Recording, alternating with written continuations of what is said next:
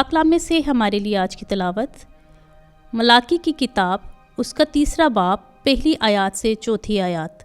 देख, मैं अपना पैगंबर भेजता हूँ जो मेरे आगे राह तैयार करेगा, और खुदावन जिसके तुम तालिब हो नागा अपनी हैकल में आ मौजूद होगा, और अहद का वो पैगंबर जिसके तुम आरजूमंद हो।